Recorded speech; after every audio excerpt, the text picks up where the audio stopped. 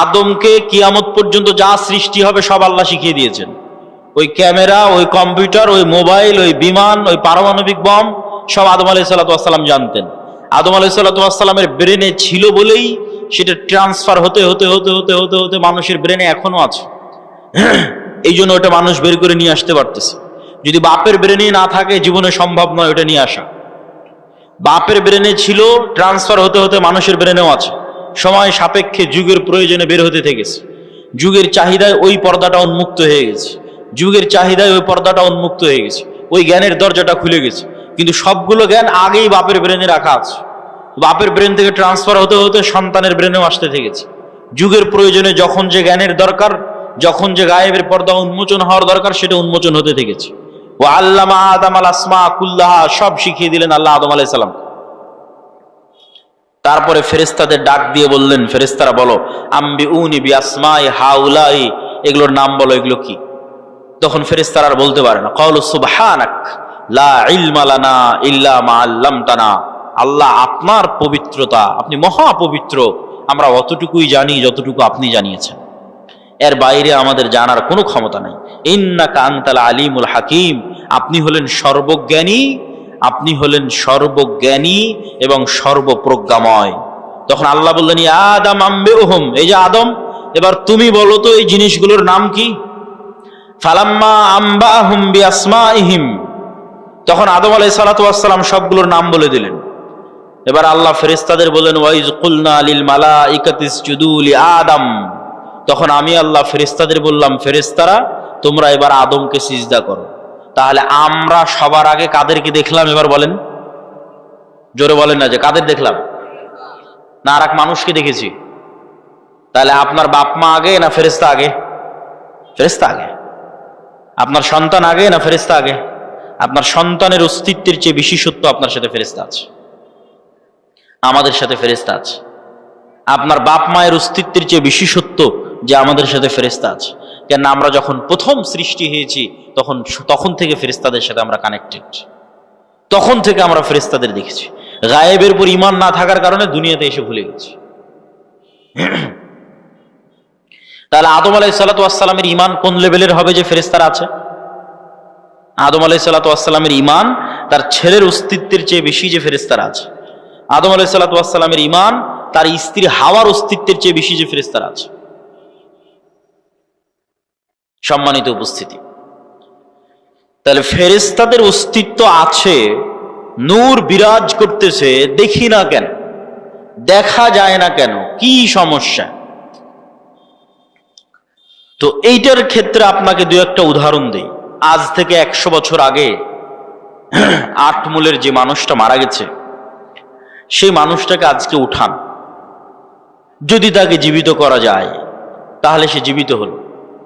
জীবিত হওয়ার পর সেই মানুষকে আপনি বলবেন যে আমি আব্দুল্লাহ আওয়াজ দিব, এখানে বাজবে ঢাকায়, সাথে সাথে আমি আওয়াজ দিব, এখানে আওয়াজ বাজবে কোথায়?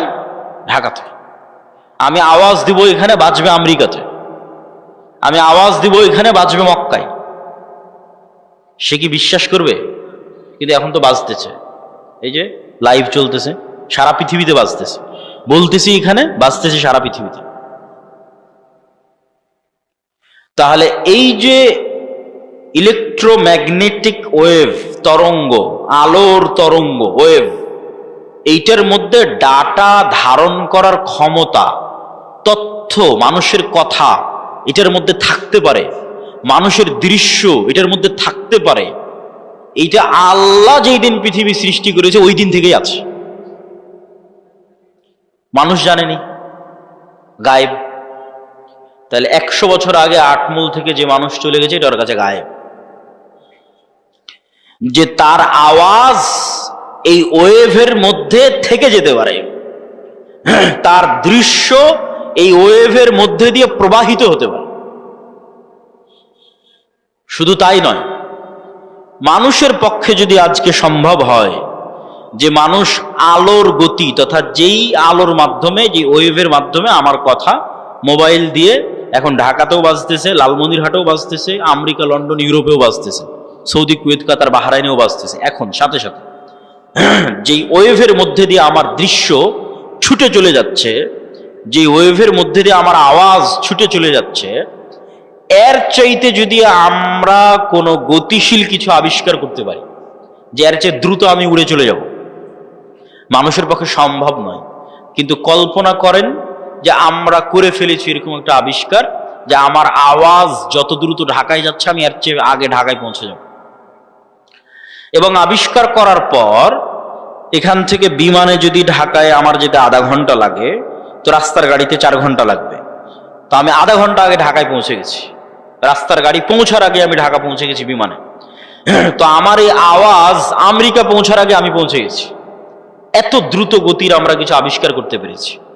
এই আবিষ্কার করতে পারার পর এবার যদি 15 আলোক বর্ষ অতীতে চলে যাই দ্রুত, যে 15 বছর আগে যে কথা বলেছিলাম ওই কথা এখন মহাবিশ্বে যেই জায়গায় আছে ওর আগে আমি গিয়ে পৌঁছে যাব, যেহেতু ওর চেয়ে দ্রুত আমি কিছু আবিষ্কার করতে পেরেছি। পৌঁছে গিয়ে এবারে মোবাইলের মতো এই ক্যামেরার মতো যদি ওখানে কিছু সেট করতে পারেন, তাহলে 15 বছর আগে আপনি কি বলেছিলেন ওই আপনার বলা কথা আপনি শুনতে পাবেন, বাঁচতেছে। 15 বছর আগে আপনি কি করেছিলেন, আপনার করা কাজ আপনি লাইভ দেখতে পাবেন, এই যে আমি এটা করতেছি, কেননা ওইটা এই আলোর তরঙ্গের মধ্যে সেভ আছে, হারায়নি। বিজ্ঞানীরা এখনো জানে না যে পৃথিবী যখন প্রথম সৃষ্টি হয়েছে তখন পৃথিবী থেকে যে আলো মহাবিশ্বের দিকে ছুটতে থেকেছে ওইটা এখনো মহাবিশ্বের শেষ মাথায় পৌঁছতে পেরেছে কিনা। তাহলে এভাবে যদি 1400 বছর আগে চলে যান, তাহলে মুহাম্মদ সাল্লাল্লাহু আলাইহি ওয়াসাল্লামের হাদিস বুখারীতে পড়া লাগবে না, আপনি কানে শুনতে পাবেন, নিজে কানে শুনতে পাবেন, যেমন এখন লাইভ বাজতেছে। তো 1500 বছর অতীতে চলে গেলে আলোর গতির চেয়ে বেশি গতি নিয়ে মুহাম্মদ সাল্লাল্লাহু আলাইহি ওয়াসাল্লামের হাদিস নিজে কানে শোনা যাবে, বদরের যুদ্ধ লাইভ দেখা যাবে, বাস্তবে হচ্ছে এটা দেখা যাবে। এটা মানুষের দ্বারা সম্ভব নয়, এটা দিয়ে আল্লাহ মানুষের গুনাহকে গোপন রেখেছে, নাহলে একজন মানুষের গুনাহ গোপন থাকতো না। এই আলোর গতির চেয়ে মানুষের গতি কম থাকার কারণে মানুষের গুনাহ আজ গোপন আছে। সম্মানিত উপস্থিতি, তাহলে আমরা যা বলছি তার 1 সেকেন্ডও হারায় না, 1 সেকেন্ডও নয়, চাহে মোবাইলে রেকর্ড হোক আর না হোক, ওই তরঙ্গের মধ্যে থেকে যায়। যে কেউ চাইলে ধরে বের করে নিয়ে আসতে পারবে।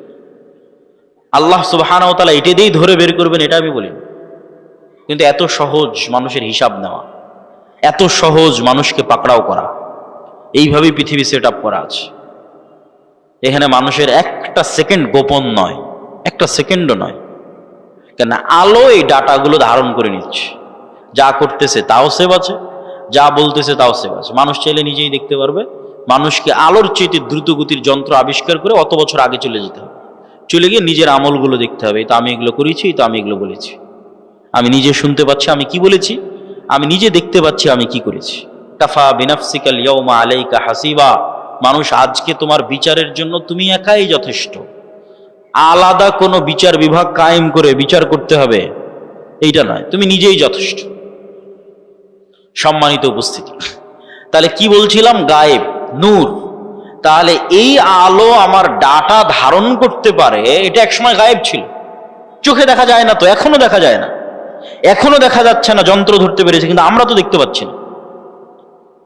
তাহলে ওইটা যেমন সত্য যে আল্লাহ যেই দিন পৃথিবী সৃষ্টি করেছেন ওই দিন থেকে মানুষের বলা কথায় আলোর মধ্যে থেকে গেছে, মানুষের বলা কাজ করা কাজ এই আলোর মধ্যে থেকে গেছে, এর চেয়ে বেশি সত্য যে এখানে নূর আছে, ফেরেশতা আছে, এটা এখন গায়েব। এবার বাস্তব জগতের আরো কিছু উদাহরণ দেই যেগুলো এখন যন্ত্রও ধরতে পারেনি। যেমন আল্লাহর একটা সৃষ্টিজীব কুকুর, কুকুরের ঘ্রাণ শক্তি মানুষের চাইতে 10,000 গুণ বেশি। তো আমি এই যে মাইকটা সামনে আছে, এটা আমি নাক দিয়ে টেনেও আর কোনো গন্ধ পাচ্ছি না, কারণ আমি যদি বলি যে এই মাইকের কোনো গন্ধ নাই, এটা মিথ্যা কথা হবে। এই মাইকটাই আপনি একটা প্রশিক্ষিত কুকুরের নাকে ধরেন, তারপর মোলাম গাড়ি বাজারে ফেলে রেখে আসেন কোনো এক জঙ্গলে, ওই কুকুর ওখান থেকে খুঁজে বের করে নিয়ে আসবে এই মাইককে। 50 গুণ 100 গুণ বেশি নয়, 1000 গুণ নয়, 10,000 গুণ বেশি। মানুষের যদি কোনো শরীরে ক্যান্সার হয়, তাহলে কোন কোষটাতে ক্যান্সার হয়েছে ওই ক্যান্সারের কোষের যে গন্ধ এটা পর্যন্ত কুকুর ধরতে পারে। মানুষের শরীরে যদি ভাইরাস হয়, যে করোনা ভাইরাস হয়েছে, তাহলে করোনা ভাইরাসের মতো অদৃশ্য জিনিসের গন্ধ কুকুর ধরতে পারে। যে ভাইরাসকে দূরবীন দিয়ে দেখতে হয়, মাইক্রোস্কোপ লাগিয়ে দেখতে হয়, ওই ভাইরাসের গন্ধ পর্যন্ত কুকুর ধরতে পারে। আর মানুষ এখন পর্যন্ত এমন কোন যন্ত্র আবিষ্কার করতে পারেনি যেটা কুকুরের লেভেলে ঘ্রাণ নিতে পারবে। এই জন্য মানুষ কুকুরকেই কাজে লাগায়, যে একটা যন্ত্র আমি আবিষ্কার করেছি যেটা কুকুরের মতো ঘ্রাণ নিতে পারবে, নাই, এরকম কোন যন্ত্র আবিষ্কৃত হয়। তাহলে পৃথিবীতে এমনও ঘ্রাণ আছে যেই ঘ্রাণ মানুষ পায় না, যেই ঘ্রাণ মানুষের তৈরি কোনো যন্ত্রও পায় না। এখন এখানে যদি মিসকে আম্বরের মতো সুগন্ধি থাকে, ধরেন কথার কথা ফেরেশতারা এসেছে, ফেরেশতাদের গায়ে মিসকে আম্বরের মতো সুগন্ধি আছে, ওই সুগন্ধি আমি পাচ্ছি না। কথা কি আমার বুঝতে পারছেন?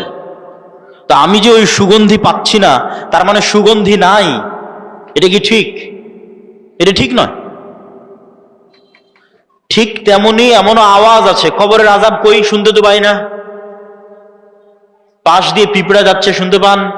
শুনতে পাই না। এই রেকর্ডারও যদি ওই পিঁপড়ার কাছে লাগান তবুও ধরা যাবে না পিঁপড়ার আওয়াজ। তাহলে পিঁপড়ার হাঁটার আওয়াজ হয় না? মিথ্যা কথা। সাপের যাওয়ার আওয়াজ হয় না? মিথ্যা কথা। ওইটা যেই লেভেলের সূক্ষ্ম আওয়াজ, ওটা আবার আল্লাহর আর এক সৃষ্টিজীব ধরতে পারে। যেমন হাতির মতো অন্য আরো কিছু প্রাণী আছে, আর আওয়াজ ধারণে খুবই সূক্ষ্ম, কয়েক লক্ষ কোটি কিলোমিটার দূরের আওয়াজ, সূক্ষ্ম থেকে সূক্ষ্ম আওয়াজ ধারণ করতে পারে। তাহলে কবরের আযাব হচ্ছে, কে শুনতে পায়? আল্লাহর সৃষ্টিজীব শুনতে পায়, মানুষ শুনতে পায় না। তাহলে এটা এখনো পৃথিবীতে এরকম অসংখ্য সৃষ্টিজীব আছে যাদের একজনের কাজ আর একজনের সাথে মিলবে না। জানালাই খুঁজে পাবে না, কোথায় জানালা? একবার দেওয়ালের সাথে বাড়ি খাবে, একবার ছাদের সাথে বাড়ি খাবে, অথচ আপনি দেখতে পাচ্ছেন এটা জানালা, ও জানালা খুঁজে পায়। ওর দৃষ্টিশক্তি ওইভাবেই আল্লাহ সীমাবদ্ধ করে রেখেছে।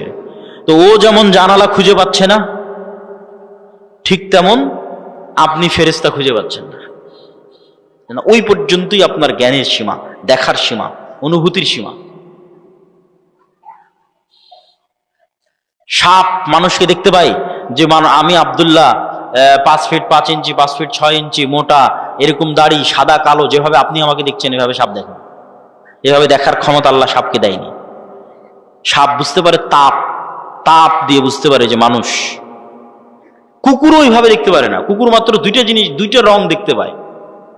তাহলে কুকুর কেমনে দেখবে যে আমি সাদা কালো, উঁচু লম্বা মোটা? দেখতে পায় না। কুকুর গন্ধ, গন্ধ দিয়ে চিনে যেটা আমার মনিব, গন্ধ দিয়ে চিনে যে মানুষ এটা গেল। তাহলে এক একজনের দৃষ্টি সীমা, চিন্তা সীমা, দেখার সীমা আল্লাহ এক একভাবে ভাগ এবং বন্টন করে রেখেছে। এক একজনকে এক এক জগতে সীমাবদ্ধ করে রেখে দিয়েছে। মাছকে পানির জগতে সীমাবদ্ধ করে রেখে দিয়েছে। ঠিক সেরকম ফেরেশতার জগৎ এই পৃথিবীতেই আছে, ফেরেশতারাই আছে পৃথিবীতে, কিন্তু আপনি দেখতে পাচ্ছেন না কেন? আপনার ওই দেখা এবং শোনার সীমাবদ্ধতা আল্লাহ তৈরি করে রেখেছে। সম্মানিত উপস্থিতি, তাহলে পৃথিবীতে এমনও আওয়াজ আছে যা মানুষ শুনে না, মানুষের যন্ত্র শুনে না। এমনও গন্ধ আছে যা মানুষ নিতে পারে না, মানুষের যন্ত্র নিতে পারে না। ঠিক এমনও আলো আছে মানুষ দেখে না, মানুষের যন্ত্র দেখে না, আল্লাহর সৃষ্টি দেখে।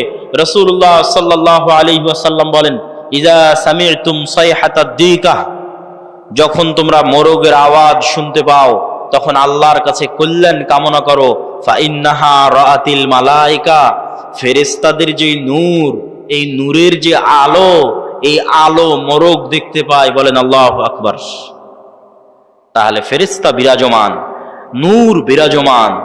মানুষের যন্ত্র দেখতে পায় না, মানুষ দেখতে পায় না, কিন্তু আল্লাহর এক সৃষ্টিজীব দেখতে পায়। রাসূল সাল্লাল্লাহু আলাইহি ওয়াসাল্লাম বলছেন, যখন তোমরা গাধার আওয়াজ শোনো, নুহাকাল হিমার, তখন ফাতাআউযু মিনাশ শাইতান, তখন তোমরা শয়তান থেকে পরিত্রাণ চাও। শয়তানের আলো আর এক ভিন্ন লেভেলের আলো, এটা আগুনের আলো, এটাও অদৃশ্য। মাইক্রোওয়েভ ওভেনের যে হিটিং, এইটা যেমন অদৃশ্য, ঠিক তেমন জিনের আলো, শয়তানের আলো অদৃশ্য, কিন্তু ওই আলো কুকুর দেখতে পায়, গাধা দেখতে পায়, মানুষ দেখতে পায় না। সম্মানিত উপস্থিতি, তাহলে আমি আপনি দেখতে পাই না মানে অস্তিত্ব নাই, এটা সম্পূর্ণ মিথ্যা কথা, সম্পূর্ণ ডাহা মিথ্যা কথা। যেগুলোর নিদর্শন, যেগুলোর আলামত আল্লাহ নিজে পৃথিবীতে দিয়ে রেখেছে। তাহলে আমরা কি বলছিলাম? ফেরেশতা আছে, ফেরেশতার আওয়াজ মানুষ শুনতে পারে, ফেরেশতাকে দেখতেও পারে। বনু ইসরাইলের 3 জন ব্যক্তি অন্ধ, কুষ্ঠ, টাক, আল্লাহ ফেরেশতা পাঠিয়েছে তাদের কাছে মানুষ হিসেবে পরীক্ষা নেওয়ার জন্য।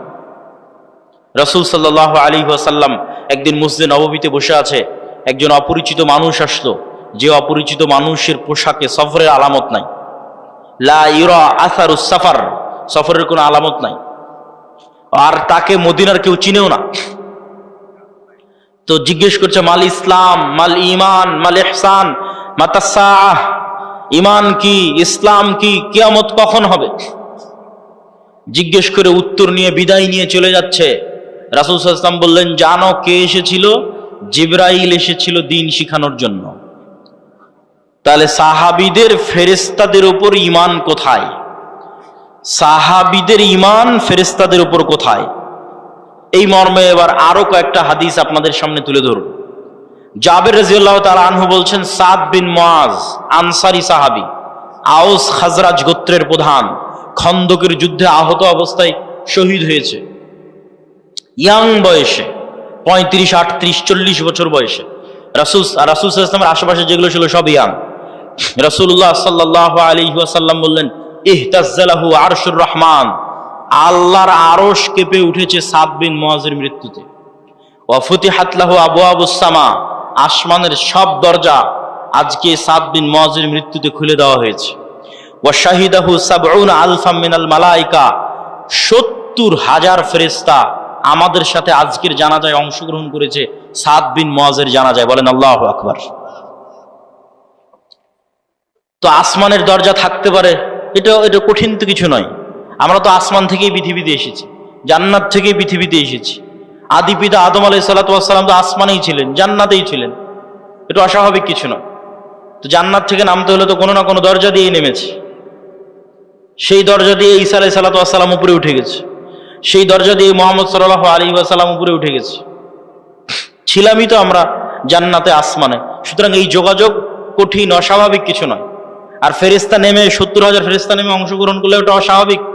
আল্লাহ কোরআনে আয়াতই শুরু করেছে সূরা বাকারাতে যে মানুষ সৃষ্টি শুরুই হচ্ছে ফেরেশতাদের সাথে কথোপকথন দিয়ে।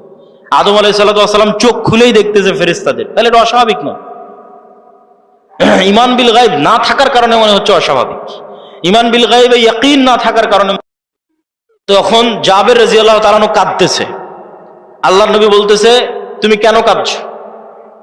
মা জালাতিল মালায়েকাতু তুজিল্লু বিআজনিহাতিহা, আরে তুমি কাঁদছো কেন? তোমার বাপের লাশকে ফেরেশতারা এখনো ছায়া দিয়ে রেখেছে, এখনো ফেরেশতারা তোমার বাপের লাশকে ছায়া দিয়ে রেখেছে, তুমি কেন কাঁদছো?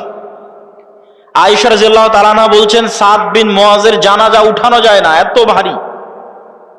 যুবক মানুষ, ওই যুগে তার এত বিরিয়ানি, এত পোলাও, এত বার্গার, পিৎজা ছিল না যে খেয়ে মোটা আলাইহি ওয়াসাল্লাম খন্দকের যুদ্ধ থেকে ফিরে অস্ত্র রেখে দিয়েছেন, গোসল করতে চলে গেছেন। জিবরাইল উপস্থিত হয়ে রাসূল সাল্লাল্লাহু আলাইহি ওয়াসাল্লামকে বলতেছে, আপনি অস্ত্র রেখেছেন? মা ওয়াজাআনা সিলাহ, ফেরেশতারা এখনো অস্ত্র রাখেনি। ফেরেশতারা কেন অস্ত্র রাখেনি? বানু কুরাইজা, বানু কায়নুকা, বানু নজির, 3টে ইহুদি গোত্র গাদ্দারি করেছে, এদের শাস্তি দিতে হবে। আল্লাহর নবী সাহাবীদের বললেন, ফেরেশতারা অস্ত্র রাখেনি। জিবরাইল এসে বলতেছে, চলো, যুদ্ধ এখনো শেষ হয়নি, যুদ্ধ করতে হবে। সব সাহাবী মিলে অস্ত্র উঠিয়ে আবার যুদ্ধের জন্য এগিয়ে গেলেন। এই পর্যন্ত আয়েশা রাদিয়াল্লাহু তাআলা আনহার বর্ণনা। এবার আনাস রাদিয়াল্লাহু তাআলা বলছেন, কান্নি আনজুরু ইলাল গুবারি সাতিআন ফি যুকাক বানি গানাম, বলছেন সাহাবীরা সহ আল্লাহর নবী সহ যখন আমরা বের হচ্ছি ইহুদি গোত্রগুলোর দিকে এগিয়ে যাওয়ার জন্য, তখন আমাদের সামনে দেখছি ধুলায় অন্ধকার। ঠিক যেমন 500-1000 মোটরসাইকেলের শোডাউন দিলে গ্রামের রাস্তায় ধুলা উঠতে থাকে, পিছনের গাড়িতে করে যদি আপনি থাকেন দেখবেন যে ধুলায় অন্ধকার হয়ে গেছে রাস্তা। তাহলে আমরা যাচ্ছি তো সামনে ধুলায় অন্ধকার। কিসের ধুলা? আনাস রাদিয়াল্লাহু তাআলা আনহু বলছেন, আমাদের আগে আগে জিবরাইলের ঘোড়সওয়ার বাহিনী যাচ্ছে। আল্লাহু আকবার। জিবরাইলের ঘোড়সওয়ার বাহিনীর পায়ের আঘাতে ধুলা তৈরি হয়েছে। সাদ বিন আবি ওয়াক্কাস রাদিয়াল্লাহু তাআলা আনহু থেকে বর্ণিত, তিনি বলেন, রাআইতু ইয়াওমা উহুদিন আন ইয়ামিনি ওয়া আন ইয়াসারি, উহুদের যুদ্ধের দিন আমার ডানে এবং আমার বামে দুইজন ব্যক্তি, রজুলাইন আলাইহিমা সিয়াবুন বীজুন, দুইজন ব্যক্তি সাদা পোশাকধারী, মা রাআইতুহুমা ক্বাবলু ওয়ালা বাদ, যাদেরকে আমি অতীতে কোনোদিন দেখিনি, পরে কোনোদিন দেখিনি। এই দুইজন সাদা পোশাকধারী ব্যক্তি আসাদ্দাল কিতাল, বীর বিক্রমে যুদ্ধ করতেছে, সীমাহীন ভয়ঙ্কর যুদ্ধ করতেছে। রাসূল সাল্লাল্লাহু আলাইহি ওয়াসাল্লামকে এসে যখন শোনালাম, আল্লাহর নবী বললেন এরা দুইজন হচ্ছে জিবরাইল আর মিকাইল। আল্লাহু আকবার। জিবরাইল মিকাইল যুদ্ধে অংশগ্রহণ করেছে রাসূল সাল্লাল্লাহু আলাইহি ওয়াসাল্লামের পক্ষে। বর্ণনা দিচ্ছেন সাদ বিন আবি ওয়াক্কাস। একজন সাহাবী এক যুদ্ধে এক মুশরিকের পিছনে ধাওয়া করতেছে, তো আকাশ থেকে আওয়াজ আসতেছে, আকদিম ইয়া হাইজুম, হে হাইজুম তুমি এগিয়ে চলো। আওয়াজ আসা মাত্রই এই সাহাবী ওই মুশরিকের উপর আক্রমণ করার আগেই মুশরিক উল্টে পড়ে আছে এবং ক্ষত স্থান থেকে রক্ত বের হচ্ছে, আহত স্থান থেকে রক্ত বের হচ্ছে। সাহাবী রাসূল সাল্লাল্লাহু আলাইহি ওয়াসাল্লামকে এসে ঘটনা শোনালে আল্লাহর নবী বললেন, যালিকা মিন মাদাদিস সামাইস সালিসা, এটা ছিল তৃতীয় আসমান থেকে আসা ফেরেশতার আক্রমণ। উহুদের যুদ্ধের দিন হানজালা রাদিয়াল্লাহু তাআলা আনহু শহীদ হয়েছে। তার স্ত্রীর মারফতে জানা যাচ্ছে যে তিনি ফরজ গোসল অবস্থায় বাসর ঘর থেকে বের হয়ে গেছেন জিহাদের ডাক শুনে। সাহাবীরা আল্লাহর নবীকে বললেন হানজালাকে গোসল দিতে হবে। রাসূল সাল্লাল্লাহু আলাইহি ওয়াসাল্লাম বলেন, ইন্না সাহিবাকুম তুগাসসিলুহুল মালায়েকা, তোমরা আর হানজালাকে কি গোসল দিবা? ফেরেশতারা ইতিমধ্যে গোসল দিয়ে ফেলেছে। তাহলে এবার আপনি শুধু চিন্তা করবেন সাহাবীদের ঈমান ফেরেশতার অস্তিত্বের উপর, আর আমার আর আপনার ঈমান ফেরেশতার অস্তিত্বের উপর। ঈমান বিল গায়বে ইয়াকিন, যেটা আমাদের বক্তব্যের মূল বিষয়বস্তু, যার এক পয়েন্টে আমরা আছি ঈমান বিল মালায়েকা, ফেরেশতার উপর ইয়াকিন, ফেরেশতার অস্তিত্বের উপর ইয়াকিন। তো এইগুলো কি শুধু হাদিসে এসেছে? না। আচ্ছা, এগুলো কি শুধু হাদিসে এসেছে? না, স্বয়ং আল্লাহ সুবহানাহু ওয়া তাআলা কোরআন মাজিদে বলতেছে। আল্লাহ সুবহানাহু ওয়া তাআলা কোরআন মাজিদে মুসলমানদের বিভিন্ন যুদ্ধে ফেরেশতা অবতীর্ণ করার কথা ৫-৬ আয়াতে বলেছে। ইস্তাস্তাগীসুনা রাব্বাকুম ফাস্তাজাবা লাকুম আন্নী মুমিদ্দুকুম বিআলফিম মিনাল মালাইকাতি মুরদিফিন, তোমরা আল্লাহর কাছে বিপদে পড়ে সাহায্য চেয়েছিলে, আমি আল্লাহ আসমান থেকে তোমাদের পক্ষে ১,০০০ ফেরেশতা অবতীর্ণ করেছি। আর এক আয়াতে আল্লাহ সুবহানাহু ওয়া তাআলা বলছেন, ইস্তাকুলু লিল মুমিনিনা আলাই ইয়াকফিয়াকুম আন ইউমিদ্দাকুম রাব্বুকুম বিসালাসাতি আলাফিন মিনাল মালায়েকা, তোমাদের জন্য কি যথেষ্ট নয় যে আল্লাহ আসমান থেকে ৩,০০০ ফেরেশতা অবতীর্ণ করেছে? যদি প্রয়োজন হয় আল্লাহ ৫,০০০ ফেরেশতা আসমান থেকে অবতীর্ণ করবেন। সম্মানিত উপস্থিতি, তাহলে ফেরেশতারা আল্লাহর নবীর পক্ষ হয়ে যুদ্ধে অংশগ্রহণ করেছে, আর সেই ফেরেশতাদের সাহাবীরা দেখেছে, সেই ফেরেশতাদের অস্তিত্বের প্রভাব সাহাবীরা দেখেছে। আবু সাঈদ খুদরি রাদিয়াল্লাহু তাআলা আনহু থেকে বর্ণিত, তিনি বলেন, উসাইদ বিন হুযায়র নামে এক সাহাবী তার কৃষি কাজের জায়গায় রাতের বেলা কোরআন তেলাওয়াত শুরু করেছে, কোরআন নূর, কোরআন তেলাওয়াত শুরু করেছে। তো তার ঘোড়া লাফালাফি করতেছে কোরআন তেলাওয়াত শুনে, উনি কোরআন তেলাওয়াত থামিয়ে দিয়েছেন, আবার শুরু করলেন, আবার ঘোড়া লাফালাফি করলো। ৩ বার এরকম হওয়ার পর আর কোরআন তেলাওয়াতই করলেন না।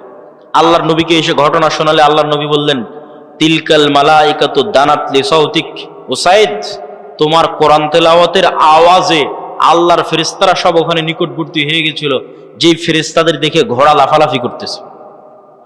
তুমি যদি সকাল পর্যন্ত তেলাওয়াত অব্যাহত রাখতে, মানুষেরও ফেরেশতাকে দেখে নিত। মানুষের ফেরেশতাকে দেখা অস্বাভাবিক কিছু নয়, যেটা আমরা শুরুতেই 2টা দলিল দিয়ে নিয়েছি যে মানুষ ফেরেশতাকে দেখতে পারে।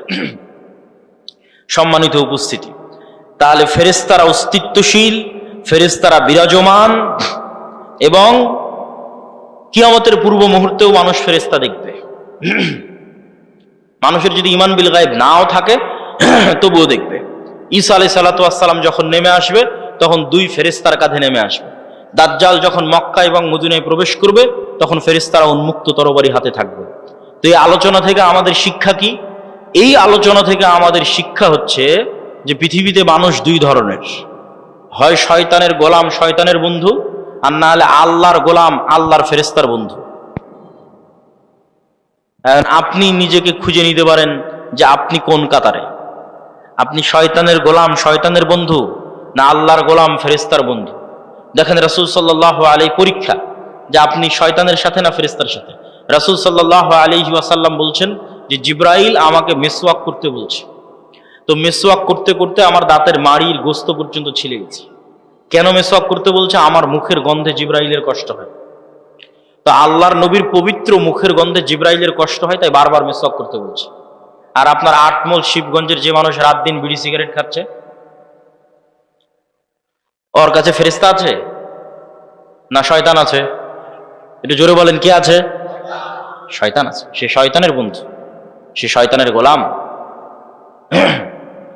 মনে করেন আটমলের একটা বাড়ি, যে বাড়িতে ঢুকতে সালাম দেওয়া হয়, খাওয়ার শুরুতে বিসমিল্লাহ বলা হয়, টয়লেট বাথরুমে গেলে সেই টয়লেট বাথরুমের দোয়া পড়া হয়, 5 ওয়াক্ত সালাতে উজু করা হয়, সালাত আদায় করা হয়, বাড়িতে কোরআন তেলাওয়াত করা হয়, তাহলে ওই বাড়িতে কারা আছে? ফেরেশতারা আছে। নূরে পরিপূর্ণ বাড়ি। ঠিক যেমন আজ থেকে 100 বছর আগের মানুষ জানতো না যে আমার কথা এইভাবে আমেরিকায় গিয়ে বাজতে পারে, ওই রকম নূর আপনি জানেন না, কিন্তু আপনার বাড়ি নূরে পরিপূর্ণ। ঠিক এই আলো যেমন দেখা যাচ্ছে, এরকম অদৃশ্য একটা আলো, যে আলোতে ওই বাড়ি পরিপূর্ণ হয়ে আছে, সেটা হচ্ছে নূর। আর একটা বাড়ি যেখানে কেউ সালাম দিয়ে ঢোকে না, যেখানে কেউ আল্লাহর নাম নিয়ে খায় না, যেখানে কেউ পেশাব থেকে সচেতন সতর্ক থাকে না, পবিত্র হয় না, ফেরেশতারা প্রচন্ড পবিত্র, মুতাহহারুন, এদের অপবিত্র হওয়ার কোনো সুযোগ নাই। এই জন্য এরা পবিত্র মানুষকে ভালোবাসে। আর শয়তান নিকৃষ্ট, এই জন্য অপবিত্র মানুষকে ভালোবাসে। তো পেশাব থেকে যত্ন নেয় না, ফরজ গোসল করে না, নামাজ পড়ে না, বাড়িতে মাসকে মাস বছরকে বছর কোনোদিন কোরআন তেলাওয়াত হয়নি, ওই বাড়িতে নূর আছে? ওই বাড়িতে নূর নাই, ওই বাড়িতে ফেরেশতা নাই।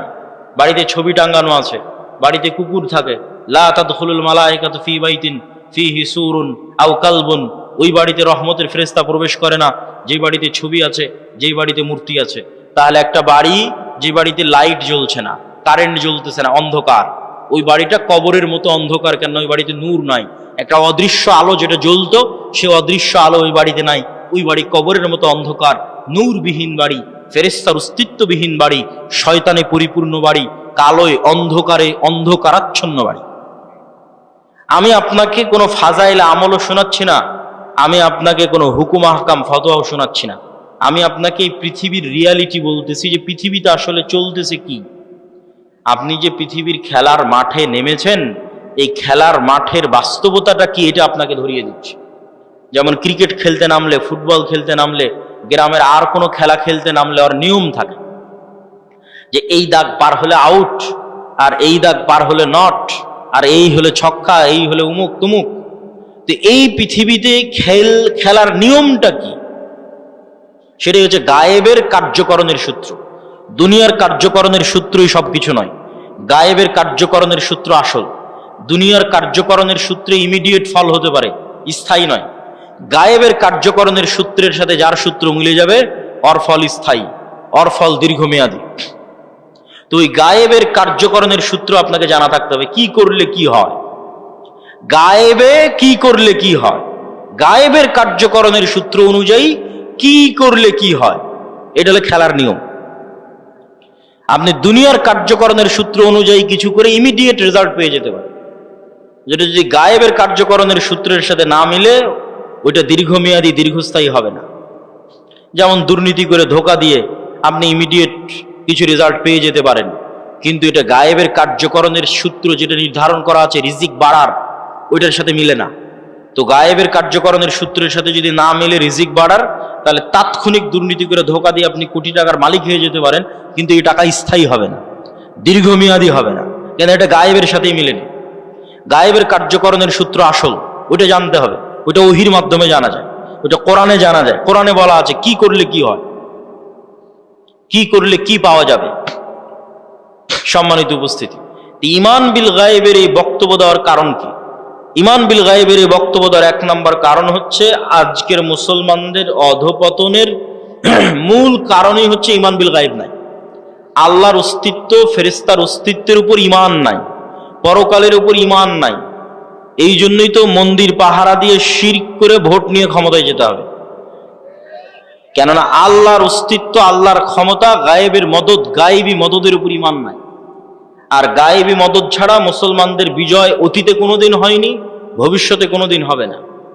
অতীতে যদি একবারও হতো তাও না হয় বলতাম যে হ্যাঁ একবার হয়েছে।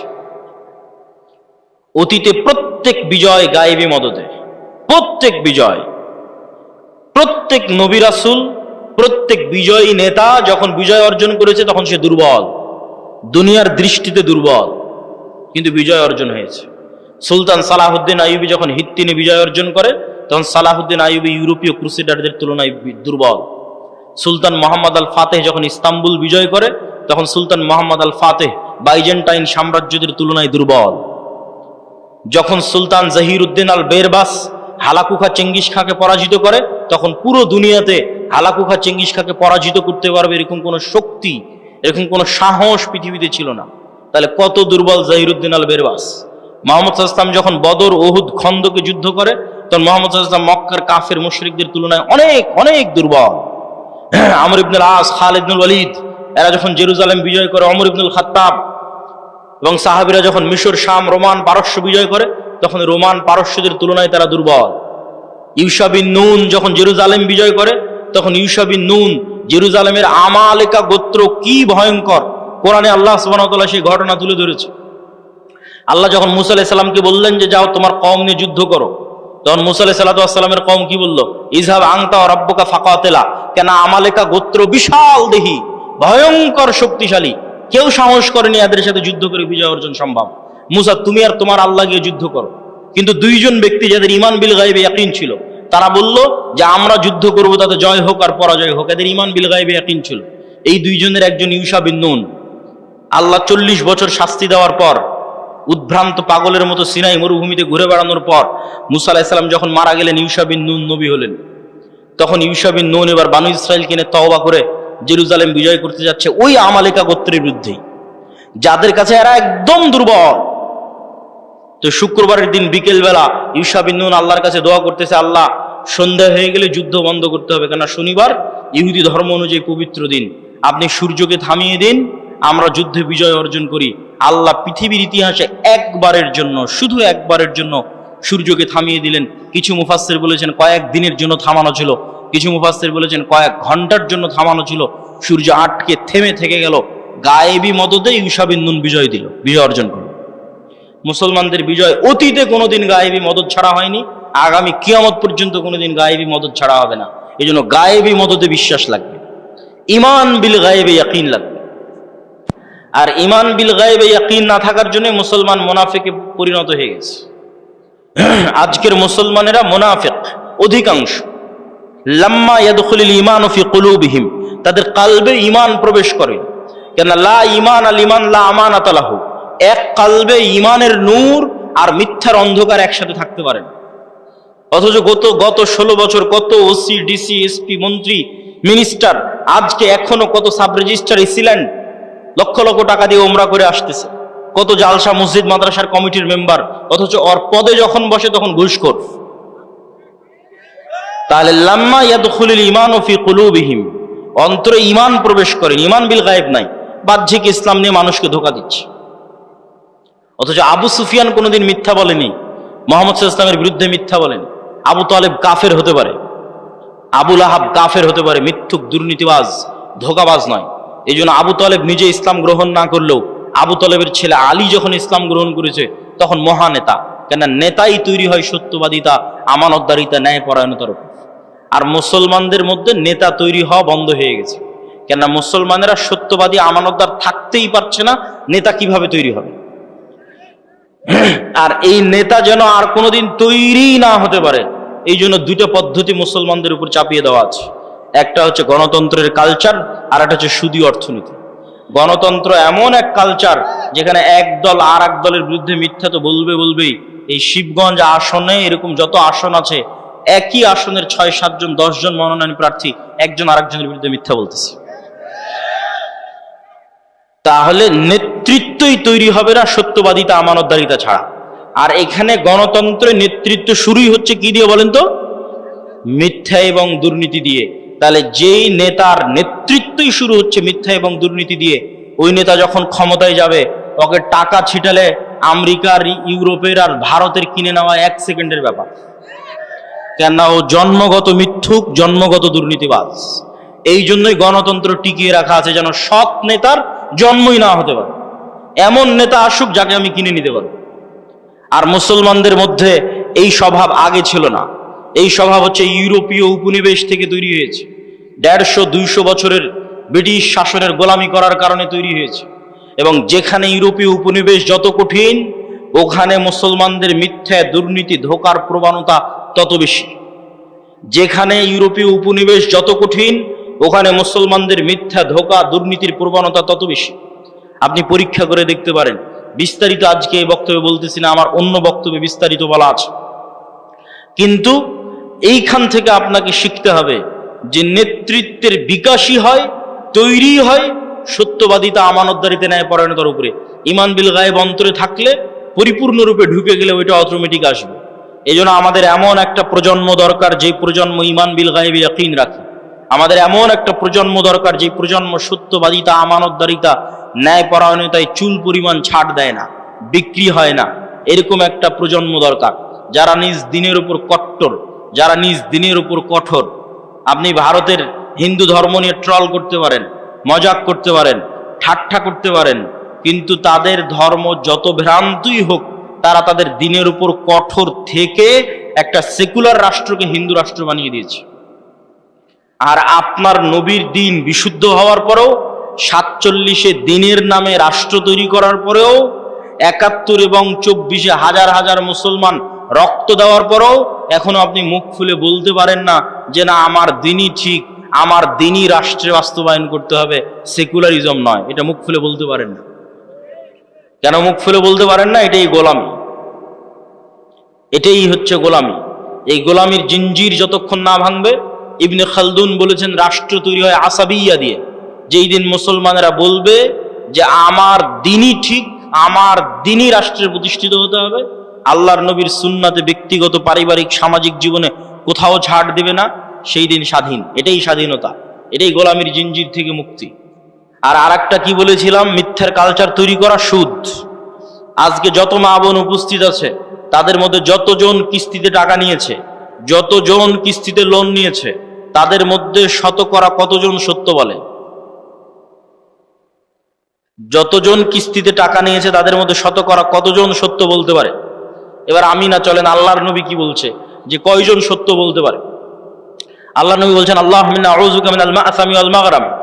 আল্লাহ ঋণ থেকে বাঁচতে চাই, পাপ থেকে বাঁচতে চাই। আর এক হাদিসে রাসূল সাল্লাল্লাহু আলাইহি ওয়াসাল্লাম আর এক দোয়ায় বলছে যে আল্লাহুম্মা ইন্নী আউযুবিকা মিন যাল'id দাইনি ওয়া গালাবাতির রিজাল। আল্লাহ ঋণের বোঝা থেকে বাঁচতে চাই। সাহাবীরা জিজ্ঞেস করলেন, এত কেন লোন থেকে বাঁচতে চান? আল্লাহ নবী বললেন, মানুষ যখন লোন নেওয়া শুরু করে তখন মিথ্যা বলা শুরু করে। যেই দিন থেকে লোন নেওয়া শুরু, ওই দিন থেকে মিথ্যা বলা শুরু। আর মিথ্যা বললে নেতা তৈরি হবে না, গোলাম তৈরি হবে। তাহলে যে মা বোন কিস্তিতে লোন নিয়েছে এবং মিথ্যা বলতেছে প্রতিনিয়ত, ছেলেকে দিয়ে মিথ্যা বলাচ্ছে, এই সমস্ত পরিবার থেকে নেতা তৈরি হবে না, গোলাম তৈরি হবে। এই জন্য আমাদের কোথাও প্রকৃত নেতা নাই, সব জায়গায় গোলাম বসে আছে। কেননা মিথ্যুক মানেই গোলাম, দুর্নীতিবাজ মানেই গোলাম। আর একজনের কাছে, টাকার কাছে বিক্রি হয়ে যাবে, গোলাম। সম্মানিত উপস্থিতি, বক্তব্যের শেষে গুরুত্বপূর্ণ কয়েকটা কথা। এই আটমূল সালাফিয়া মাদ্রাসা আল জামিয়া সালাফিয়ার সাথে অধিভুক্ত একটি শিক্ষা প্রতিষ্ঠান। এই প্রতিষ্ঠানকে সহযোগিতা করা, এই প্রতিষ্ঠানের পাশে দাঁড়ানো আপনাদের ইমানি নৈতিক গুরুত্বপূর্ণ দায়িত্ব। আমি জানি না যে এখন কেউ ভিতরে যাবে কিনা, যদি গিয়ে থাকে তাহলে আপনারা তাদেরকে সহযোগিতার হাত বাড়িয়ে দিবেন, অথবা না গিয়ে থাকলে আমি যাওয়ার জন্য উদাত্ত আহ্বান জানাচ্ছি। তবে জামিয়া সালাফিয়ার সাথে আর দাওয়া ইলাল্লাহর সাথে আপনাদের স্থায়ী সম্পর্কের খুব প্রয়োজন। এই একদিনের সম্পর্ক, যে বছরে একদিন আসলাম, বক্তব্য দিলাম, চলে গেলাম, এই সম্পর্কের কোনো দাম নাই। কেননা এই 1 ঘন্টা বক্তব্য দিয়ে, 1.5 ঘন্টা বক্তব্য দিয়ে আমি আপনাকে না 2টা কোরআনের আয়াত শিখাতে পারলাম, না 2টা সূরা শিখাতে পারলাম। কিন্তু যদি দাওয়া ইলাল্লাহর মাধ্যমে আপনার অঞ্চলে 10টা মক্তব চলে, তো ওই মক্তবে আপনার গ্রামের বাচ্চারা দুটো দোয়া শিখবে, দুটো কোরআনের আয়াত শিখবে, সেটাই আমরা সাদাকায়ে জারিয়া হিসেবে পাবো, এটাই সম্পদ। এখন পর্যন্ত প্রায় 7 শতাধিক মক্তব আদ-দাওয়া ইলাল্লাহর মাধ্যমে ট্রেনিং প্রাপ্ত শিক্ষক দিয়ে চলতেছে, যাদের ট্রেনিং এ কোনো টাকা পয়সা, যাতায়াত খরচ, থাকা খাওয়া সব দাওয়া ইলাল্লাহ জামিয়া সালাফিয়া। তাহলে এই স্থায়ী সম্পর্ক আপনাদের দরকার। আর একটা স্থায়ী সম্পর্ক হচ্ছে মাসিক আল ইতিসাম। প্রতি মাসে আমি নিজে মাসিক আল ইতিসামে 3টা লেখা লিখি, সম্পাদকীয় লিখি, একটা মিন্নাতুল বাড়ি লিখি, একটা স্বাভাবিক প্রবন্ধ লিখি। তো প্রতি মাসে আপনার কাছে মাসিক আল ইতিসাম যাওয়া মানে প্রতি মাসে আমার কথা আপনার কাছে যাচ্ছে। এই জন্য আজকে যত মানুষ উপস্থিত হয়েছেন সবার প্রতি আহ্বান থাকবে যে কিছুই যদি না নিতে পারেন, আপনার এক বেলার সকালের চায়ের নাস্তার চেয়ে দাম কম মাসিক আল ইতিসামের। তো মাসিক আল ইতিসাম নেওয়ার আপনাদের প্রতি আহ্বান থাকছে।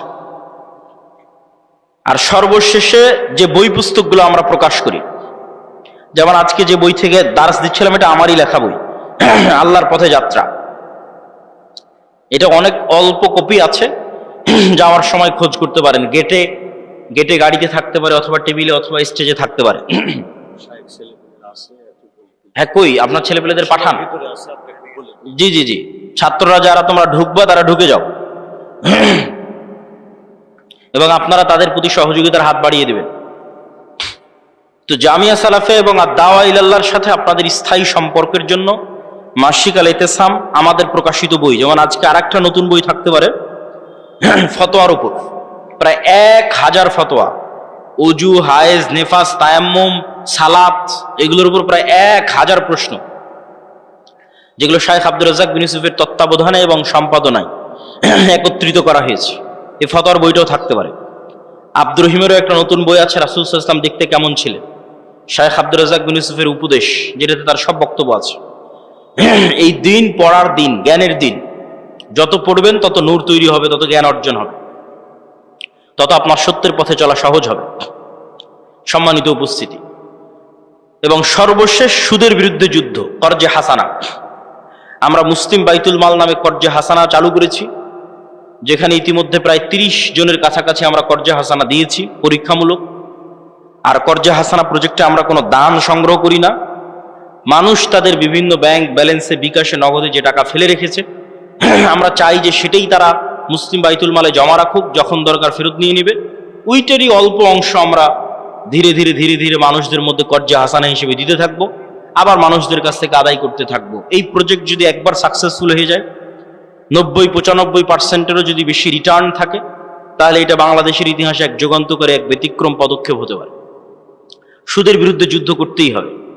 আল্লাহ সুবহানাহু ওয়া তাআলা আমাদেরকে ঈমান বিল গায়বে ইয়াকিন রাখার, সত্যবাদিতা, আমানতদারিতা, ন্যায়পরায়ণতার উপর অটল থাকার মাধ্যমে আমাদের মধ্যে নেতৃত্বের বিকাশ তৈরি করে দিয়ে, আমলে সলেহের মাধ্যমে আল্লাহর সাহায্য দুনিয়াতে টেনে নিয়ে এসে, আমলে সলেহ আসমানি সাহায্য আসমান থেকে দুনিয়াতে টেনে নিয়ে আসতে পারে।